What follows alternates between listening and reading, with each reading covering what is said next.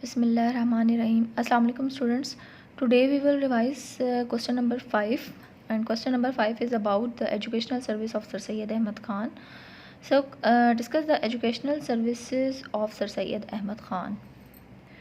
Its answer is given on page number 16. So the main heading is services of Sir Syed Ahmad Khan in the field of education. Sir Syed Ahmad Khan thought that Muslims could regain their status through modern education. Thus, he devoted all his life to impart Western education to Muslims. As we already discussed about that, sir Syed Ahmad Khan जो थे वो बहुत ज़्यादा अपने मुसलमानों से, सब continent के रहने वाले जो मुस्लिम से उनसे उनको एक दिली लगाव था. ठीक है, वो चाहते थे कि जो मुसलमान हैं वो पीछे ना रहें. ठीक है, जब अंग्रेज़ आए और उन लोगों ने, जैसे हमने अपने प्रीवियस चैप्टर में भी इस चीज़ को डिस्कस किया था कि अंग्रेज़ों ने जो ब्रिटिश आए थे उन्होंने मुसलमानों को हर चीज़ में पीछे कर दिया था. ठीक है, मॉडर्न एजुकेशन उनके लिए नहीं थी, उनके लिए कोई एजुकेशनल जो इंस्टीट्यूशन था वहाँ पे मुसलमान बच्चों को दाखिला नहीं दिया जाता था. तो फिर सर सैयद अहमद ख़ान ने अपनी एजुकेशनल फील्ड में एफ़र्ट स्टार्ट की. ठीक है, और उनका ये ख़्याल था, उनकी ये सोच थी कि जो मुसलमान हैं अगर वो अपने स्टेटस को दोबारा से हासिल करना चाहते हैं तो वो उनको मॉडर्न एजुकेशन हासिल करनी चाहिए. ठीक है, यानी टाइम टू टाइम के मुताबिक उनको चलना चाहिए. सो इसलिए सर सैयद अहमद ख़ान ने जो अपनी लाइफ थी वो डिवोट कर दी थी वेस्टर्न एजुकेशन के लिए. किस लिए? मुसलमानों के लिए, ताकि मुसलमान जो है वो वेस्टर्न एजुकेशन जो है वो हासिल करें. उसमें इंग्लिश लैंग्वेज भी आती है और उसमें दूसरी जो डेवलपमेंट, टेक्नोलॉजी की डेवलपमेंट हो रही थी, वो सब कुछ साइंस सब्जेक्ट्स वगैरह. ठीक है, इसके बाद नेक्स्ट हेडिंग आएगी establishment of institution. He established, therefore cut कर देंगे हम, ही से स्टार्ट करेंगे और ही की जगह आप मेंशन करेंगे sir Syed Ahmad Khan. Sir Syed Ahmad Khan established a school at Moradabad in 1859 in which the education of English and Persian was imparted to the students. अच्छा, इन्होंने जो इंस्टीट्यूशन इस्टेब्लिश किए थे वो क्या थे कि उन्होंने मुरादाबाद में इंस्टीट्यूशन बनाया था, एक स्कूल बनाया था 1859 में, in which the education of English and Persian was imparted to the student, जिसमें मुसलमानों को इंग्लिश की भी, यानी इंग्लिश की भी तालीम दी जाती थी, इंग्लिश लैंग्वेज के अकॉर्डिंग भी, और दूसरे पर्शियन लैंग्वेज जो कि उनकी उस टाइम अपनी ज़ुबान थी, तो वो उस चीज़ को भी साथ लेकर चलाया. Another school was also established. फिर इन्होंने एक और स्कूल खोला गाज़ीपुर में in 1862 में. In 1863 sir Syed established scientific society in which English books were translated into Urdu. फिर सर सैयद अहमद ख़ान ने 1863 में साइंटिफिक सोसाइटी के नाम से एक इंस्टीट्यूशन इस्टेब्लिश किया था, और इस इंस्टीट्यूशन में क्या था कि जितनी इंग्लिश बुक्स थी उनको ट्रांसलेट किया गया था उर्दू में, ताकि जो आम जो लोग थे, यानी जो, क्योंकि पर्शियन लैंग्वेज जो थी बेसिकली जो हमारी उर्दू ज़ुबान है वो पर्शियन से ही निकली है. ठीक है, तो क्या है कि उस टाइम उन्होंने उर्दू पे उसको ट्रांसलेट किया ताकि जो आम लोग, जो दूसरे लोग जो हैं, आम जो इंग्लिश लैंग्वेज को इतने अच्छे तरीके से नहीं अंडरस्टैंड कर सकते, वो उस ज़ुबान में, उर्दू ज़ुबान में उसको समझ जाएँ. अच्छा, फिर नेक्स्ट पैराग्राफ पे हेडिंग आएगी अलीगढ़ इंस्टीट्यूट गैजेट.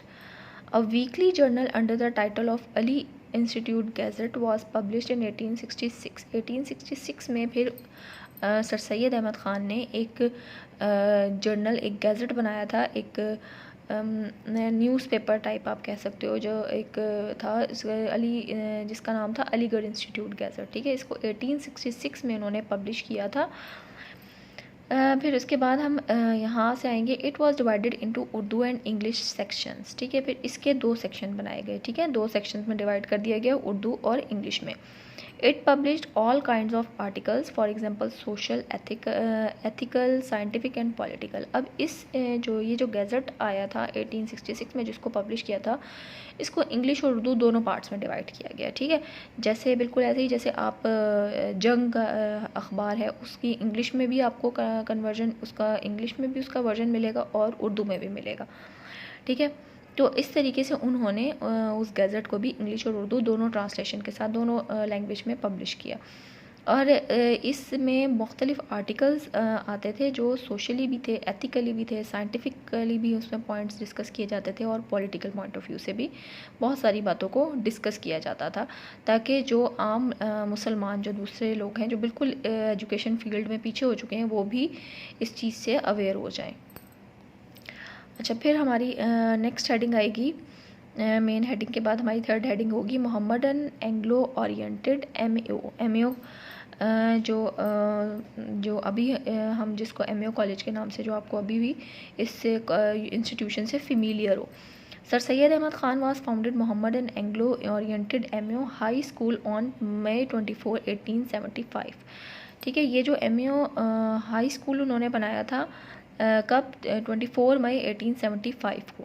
ठीक है, एंड मौलवी Samiullah was appointed it's administrator, और मौलवी समीउल्लाह जो थे उनको वहाँ का एडमिनिस्ट्रेटर बनाया था, यानी जितना एडमिनिस्ट्रेशन का सिस्टम था वो कौन डील कर रहा था? मौलवी समीउल्लाह। ठीक है, ये एमएओ जो हाई स्कूल था ये कब बना था? 24 मई 1875 को।